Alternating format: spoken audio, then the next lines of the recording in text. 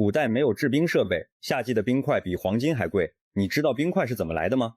你是村里人口中的傻子，因为每到冬天，别人围着火盆烤手，你一个人扛着镐头往河边去凿冰块，凿完了把冰块修成方砖，裹上锯末和稻草，一块一块往地窖里搬。村里人路过，指着你笑道：“快看呐，傻子又运冰块了。”你不吭声，弓着腰继续搬。第一年春天，冰窖里的冰全化了，一股子腐烂的酸臭味。孩子们在门口拍着手唱：“冰傻子，藏冰块，春天一到，水淹脚。”你站在那滩泥水里头，脸上没有表情，攥着镐头的手指头捏得发白。今年冬天，你把冰窖往下挖了1丈深，稻草铺2层，锯末塞得死死的，排水沟用石头一块块垒出来的，手指头冻裂了，你拿块破布一缠，接着干。这年冬天，你没有在屋里睡过一宿觉，夜里就缩在窖边，裹着件破棉袄，盯着那些冰，生怕哪道工序出了岔子。第二年夏天，你站在窖口，心跳得像擂鼓。揭开泥封的瞬间，一股白花花的凉气扑在脸上，你一下就跪那儿了，抱住一块冰，眼泪哗哗往下掉。那年夏天热得邪乎，街上有人走着走着就栽了。你推着一车冰进城，砸碎了，兑上杨梅浆，3文一碗，一上午全卖光了。第二天涨到10文，照样抢空。第3天涨到100文，穷人没了，来的全是穿绸缎的富贵人家，马车堵了半条街，你攥着木勺，嘴咧到耳朵根。你赚够了银子，第一件事就是回村。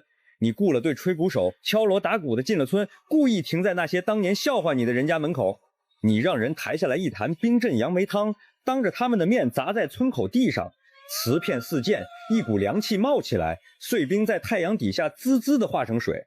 那些缩在墙角看热闹的村民不约而同地蠕动着冒烟的喉咙。你扯着嗓子喊：“想喝，跪下来磕一个！”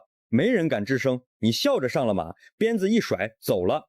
第二年冬天，全村人都跑来找你，他们求你雇他们采冰。当年那些骂你傻子的人，这会儿低头哈腰喊你老爷。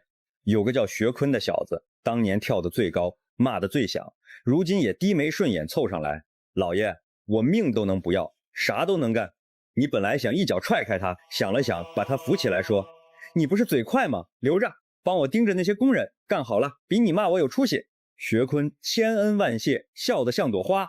第3个夏天，你的冰行红遍了京城，贵人争着请你赴宴，官员跑来攀交情。你坐在花楼里喝酒，怀里搂着姑娘，碗里泡着冰镇荔枝露，觉得这辈子值了。学坤在旁边倒酒，你喝上了头，拍着他的肩膀说：“藏冰这玩意儿，窍门就4个字：较深、隔热、封严、排水。你们这帮人哪懂这个？”学坤低头应着，眼珠子却转得飞快。有天晚上，你去寻教，听见角落里有动静，摸过去一看，学坤正蹲在冰堆后头，一手举油灯，一手拿竹片比划着窖里的结构。你吼了一声：“你找死！”学坤猛回头，脸上全是慌张。可就在你往前迈步时，他从旁边抄起一根撬棍，狠狠砸在了你头上。你连声都没吭出来，直挺挺倒在自己码起来的冰块上。